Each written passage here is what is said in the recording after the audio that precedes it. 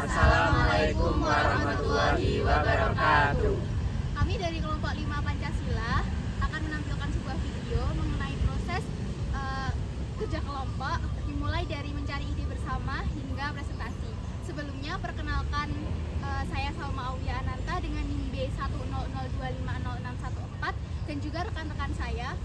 Saya Muhammad Farel Abbas dengan NIM B100250628. Saya Zaskia Mega Utami dengan NIM B100250596. Saya Naila Aulia dengan NIM B100250608. Saya Nurul Herani dengan NIM B100250646.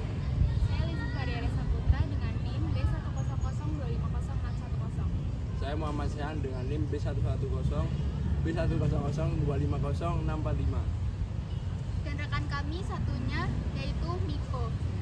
Selamat menonton teman-teman. Bye.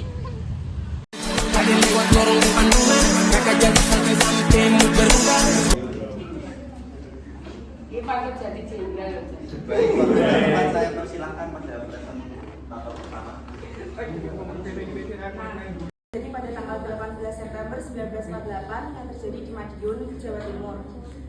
Peristiwa ini melibatkan kelompok Front Demokrasi Rakyat atau FDR yang didominasi dengan PKI dan pasukan pro pemerintah Republik Indonesia di bawah pimpinan Soekarno-Hatta.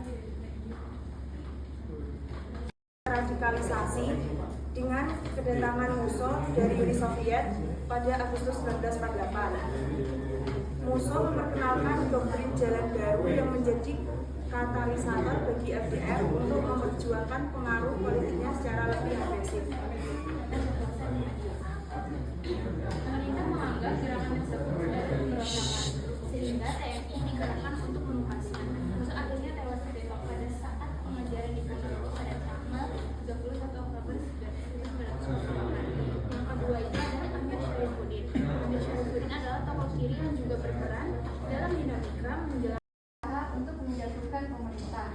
Untuk menumpas pemberontakan, TNI menggerakkan pasukan divisi Siliwangi dan Jawa Timur. Pada tanggal 30 September, Madiun berhasil direbut kembali. Pemberontakan melarikan diri ke Gunung Wilis dan operasi pembersihan selesai pada akhir November. Keamanan pun pulih dan disambut gembira oleh seluruh rakyat. Mengambil langkah tegas yaitu melalui siaran radio, Presiden Soekarno memberikan ultimatum yang isinya itu pilih aku atau pilih musuh. Nah di situ itu memaksa rakyat untuk memihak antara memihak kepada Soekarno ataupun memihak kepada musuh. Selain itu Soekarno juga memerintahkan TNI termasuk divisi Siliwangi untuk menumpas pemberontakan.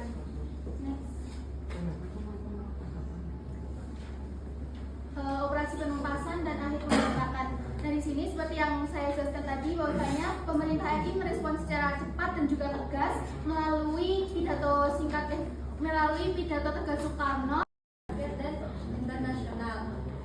Yang kedua merupakan kelam bagi PKI, yaitu struktur organisasi PKI hancur dan kehilangan dukungan massa untuk sementara waktu. Untuk dampak jangka panjang, yang pertama polarisasi politik, yaitu meninggalkan luka dan kecurigaan mendalam antara kelompok nasionalis religius dengan komunis. Dan pengaruh internasional, yaitu Amerika Serikat melihat Republik Indonesia sebagai sekutu potensial dalam melawan komunisme. Dan tidak bisa langsung dinilai benar atau salahnya, karena kejadian ini terjadi di situasi politik ekonomi yang buruk, ambisi kekuasaan, radikalisme ideologis dan provokasi dari berbagai pihak. Lebih dari sekedar pemberontakan, peristiwa ini adalah cermin dari betapa sulitnya mempertahankan persatuan di tengahnya.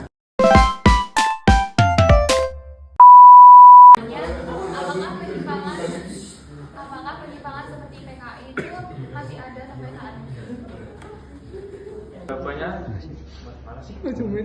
penyimpangan atau ideologi PKI secara formal sudah bubar dan dilarang di Indonesia. Namun ideologi komunis secara umum masih ada dan dipercaya sebagai orang seringkali muncul sebagai isu politik. wacana rekonstruksi sejarah dan perdebatan tentang kebangkitan PKI yang dihembuskan setiap September.